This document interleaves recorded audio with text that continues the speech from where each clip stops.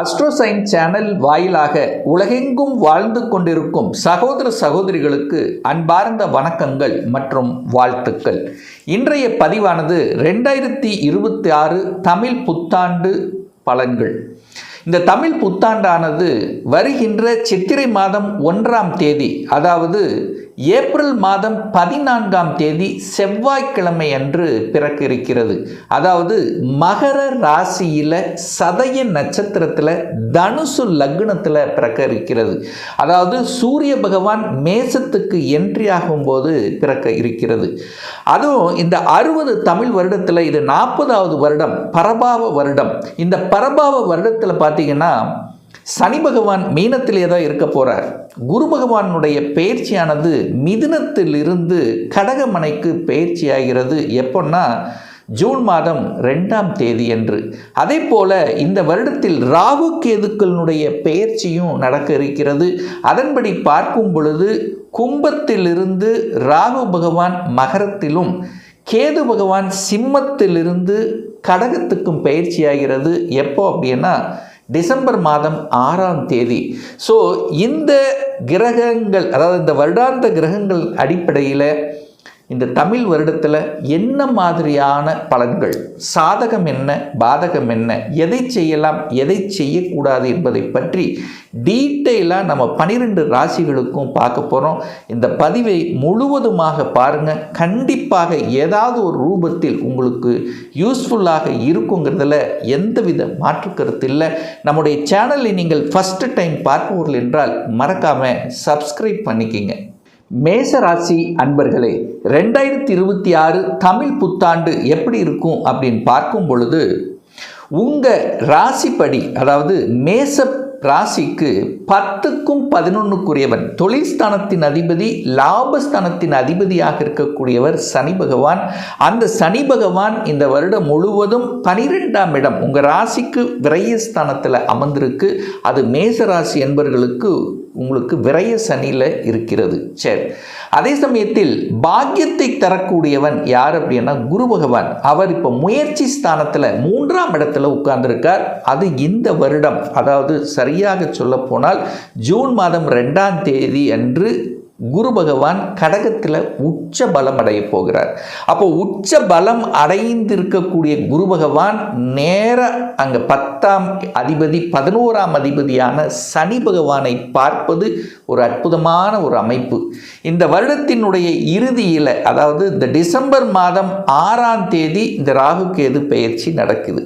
So இந்த கிரக அமைப்புகளை வைத்து கொண்டு இந்த தமிழ் புத்தாண்டு எப்படி இருக்குன்னு பார்க்கும் பொழுது இந்த மேசத்து பார்த்தீங்கன்னா முதலில் திட்டங்கள் தீட்டுவதில் சூப்பராக இருக்கும்.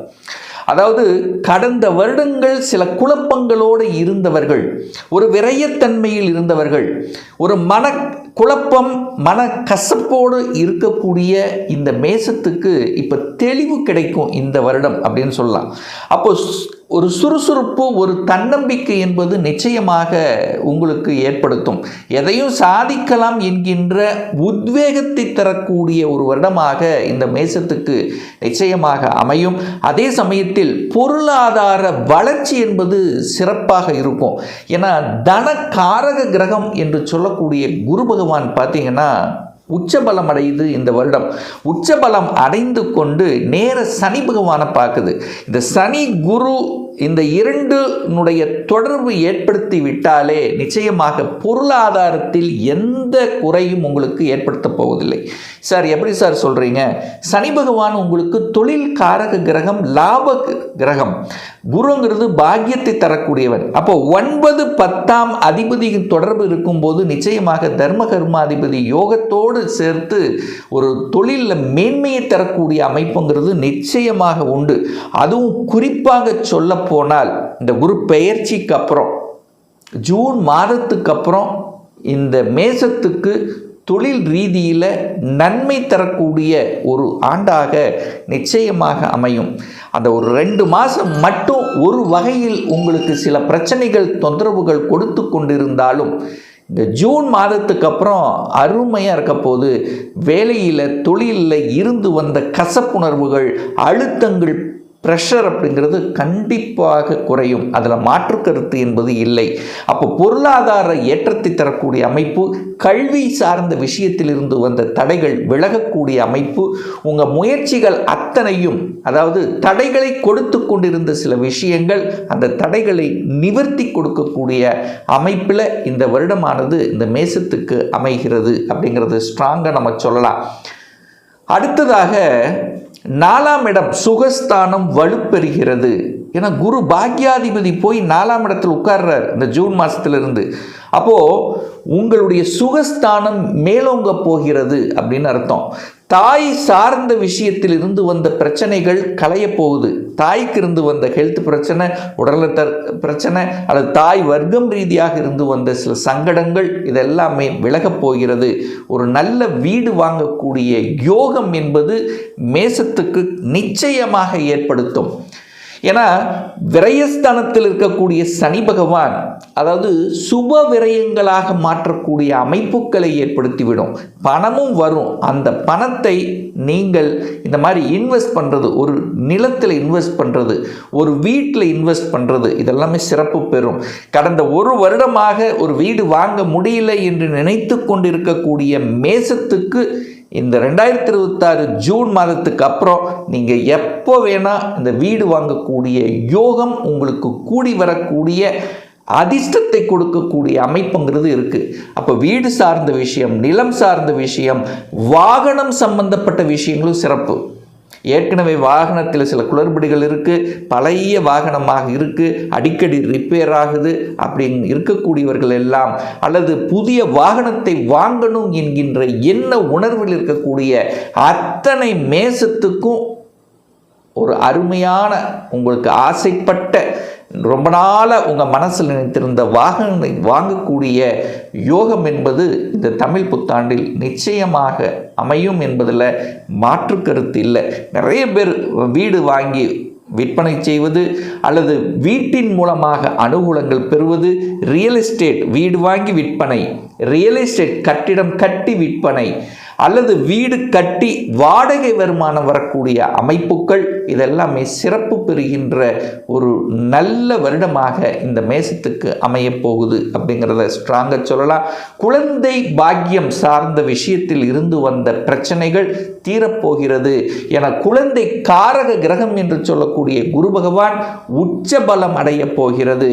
அப்போ குழந்தை சார்ந்த விஷயங்கள், குழந்தைகளுடைய மேம்பாடு சம்பந்தப்பட்ட விஷயங்கள், குழந்தையை பற்றிய கவலையோடு இருக்கக்கூடிய மேசத்துக்கெல்லாம் அந்த கவலைகள் அத்தனையும் விலக காத்து கொண்டிருக்கிறது அப்படின்னு ஸ்ட்ராங்காக நம்ம இந்த இடத்துல சொல்லலாம். பூர்வ புண்ணியங்கள் சார்ந்த விஷயங்கள், பூர்வீகத்தில் இருந்து வந்த சில தொந்தரவுகள், அல்லது உங்களுடைய சகோதர உறவுகள் இருந்த விரிசல்கள் அத்தனையும் விலகக்கூடிய ஒரு வருடமாக அமையப்பெறுகிறது.